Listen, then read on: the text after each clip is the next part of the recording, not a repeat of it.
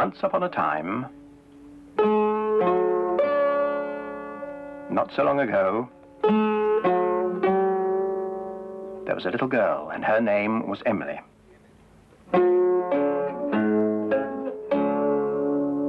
And she had a shop. There it is. It was rather an unusual shop because it didn't sell anything. You see, everything in that shop window was a thing that somebody had once lost, and Emily had found, and brought home to Bagpuss. Emily's cat, Bagpuss. The most important, the most beautiful, the most magical, saggy old cloth cat in the whole wide world.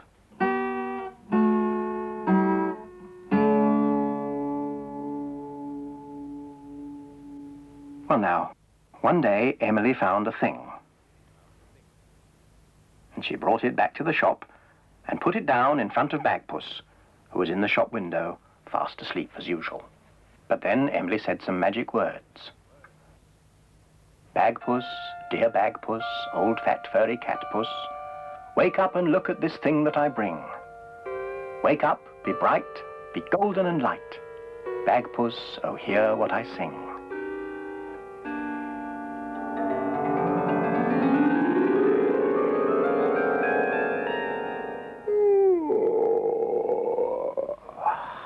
And Bagpuss was wide awake. And when Bagpuss wakes up, all his friends wake up too. The mice on the mouse organ woke up and stretched.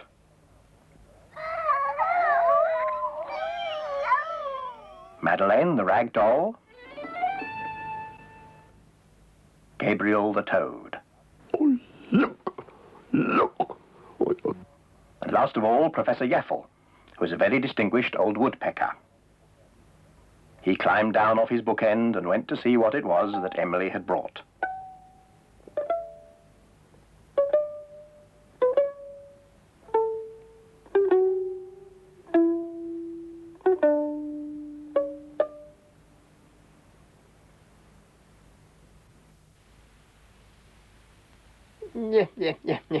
Oh dear, another heap of things, broken bits of things. Oh dear, I sometimes wish Miss Emily would bring things that aren't quite so broken. This is obviously some sort of statue, but what it is a statue of is another question, and not one that I can answer unless somebody can put it together again. Wait, we will find it, we will bind it, we will stick it with glue, glue, glue. We will stickle it, every little bit of it, we will fix it like new, new, new. We will find it, we will bind it, we will stick it with glue, glue, glue. We will stickle it, every little bit of it, we will fix it like new, new, new. We will fix it like new, new, new. What on earth is that? No, I'm sure nobody ever made a statue as odd as that. No, I'm sure that's quite wrong.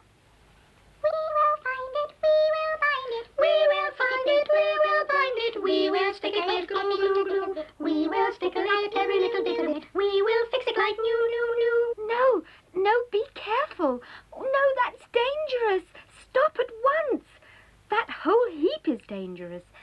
That heap has only got to fall on poor little Charlie Mouse and he would be squashed. Ooh.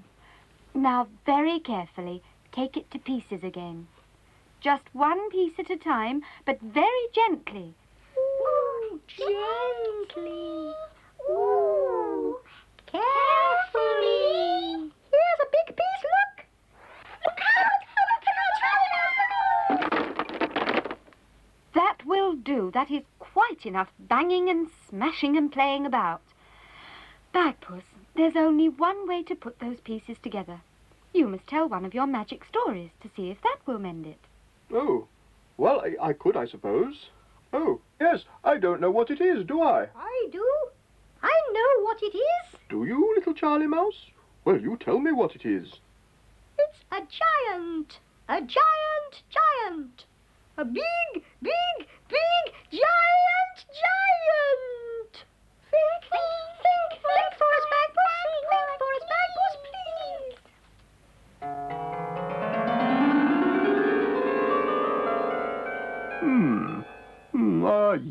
Yes, a giant. A great, big, giant. He was a good, friendly giant, but really rather large. And he had a drum which went. And he marched around the town with the boys in the village band. They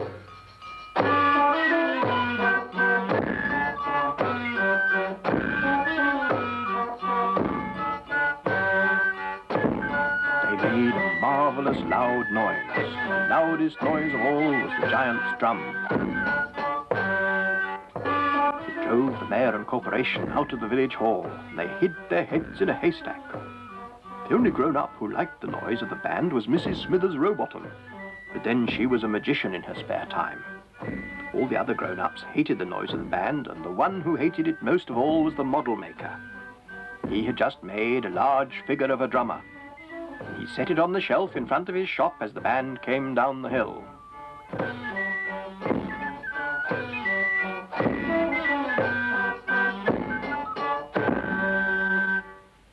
"Look," said the giant. "Look, that is me." And he beat his drum. The statue smashed into 100 pieces. The model maker was furious. The mayor and corporation were furious. The mayor said, "Go home to your cave, giant. You are too noisy, you are too large, and you break things." The giant walked sadly away. He didn't mean any harm. He just liked playing in the band. He sat on the wall of a garden and felt sad. It was the garden of Mrs. Smithers Rowbottom. She saw how sad he was, so she propped her pruning ladder against him and climbed up to talk to him. The giant told her what had happened. He said, "I don't mean to break things. I hate being so large. I really do wish I could be smaller." "Don't worry," said Mrs. Smithers Rowbottom. "I'll see what I can do." And she trotted to the scene of the accident where everybody was still standing and arguing. She bought the pieces of broken statue from the model maker for a silver penny. "Right," she said. "Come on, children, we must fit the pieces together." And she sat down with the children, and using the magic glue at the end of her umbrella, they fitted the pieces of broken statue together so beautifully you would never have known it had ever been broken. In fact, it looked so perfect you would have thought it was alive. Mrs. Smithers Rowbottom pointed her umbrella at it. "Giant," she said, "will that do?" The statue beat its drum. "Magic!" shouted the children. "Of course," said Mrs. Smithers Rowbottom. "I am a magician." "It's our giant," shouted the children. And led by the smallest giant in the world, they paraded round and round the town, making a terrible, triumphant, lovely noise.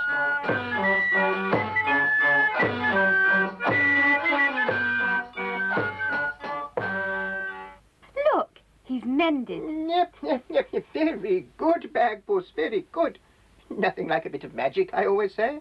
There he is, the smallest giant in the world. It's not. He's biggest. He's giant. No, don't be ridiculous. That is a very small statue. He's big. He's big, giant. Oh, no. Yes. You are all perfectly right. It is all a matter of scale. All a matter of one thing being so much bigger than the other thing and so much smaller than something else. I don't know what you're talking about. That is a small statue, whatever way you look at it. All right then. Mice, we'll have to explain it to Professor Yaffle. Have you got the roll for the Song of the Flea? Heave. The marvelous mechanical mouse organ.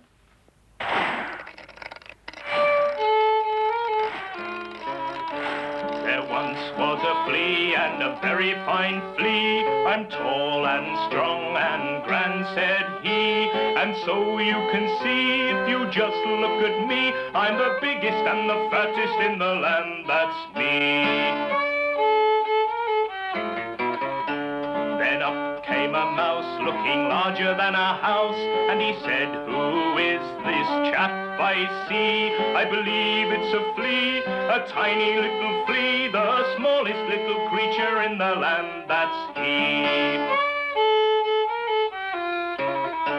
Now a mouse is tall and stronger than you all, the biggest and the strongest in the whole front hall. But standing by the wall at the end of the hall was a boot so tall that they couldn't see it all. And in this boot was the leg and the foot of a very small boy in a long-legged suit. But the mouse couldn't see, and neither could the flea. They decided that it had to be a very tall tree. But the boy kneeled down, put his face near the ground, and said, "What is this beast I see?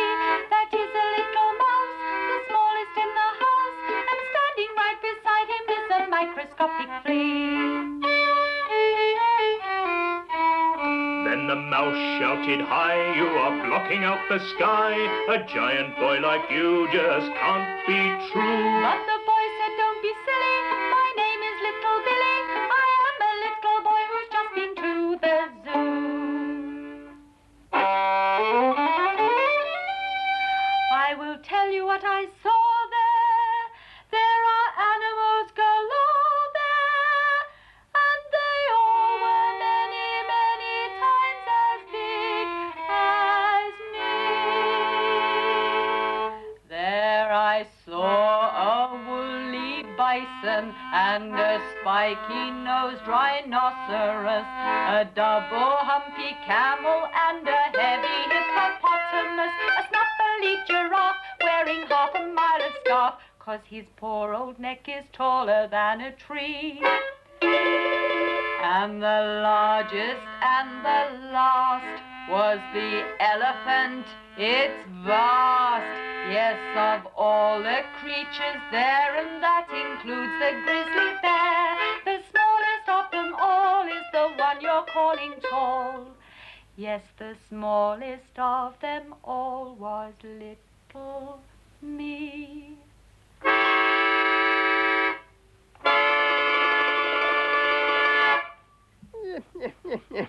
Well, it's quite obvious what that is all about. The smaller you are, the larger the other things seem. You mice can think that is a giant if you like. But I still say, if that is a giant, it's the smallest giant in the world. Well, anyway, there it was in the shop window. So that if anybody who had lost a very small giant should happen to come past, they would see it there and come into the shop to collect it.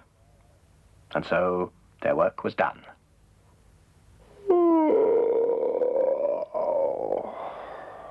Bagpuss gave a big yawn and settled down to sleep. And of course, when Bagpuss goes to sleep, all his friends go to sleep too. The mice were ornaments on the mouse organ. Gabriel and Madeleine were just dolls. And Professor Yaffle was a carved wooden bookend in the shape of a woodpecker. Even Bagpuss himself, once he was asleep, was just an old, saggy cloth cat. Baggy and a bit loose at the seams. But Emily loved him.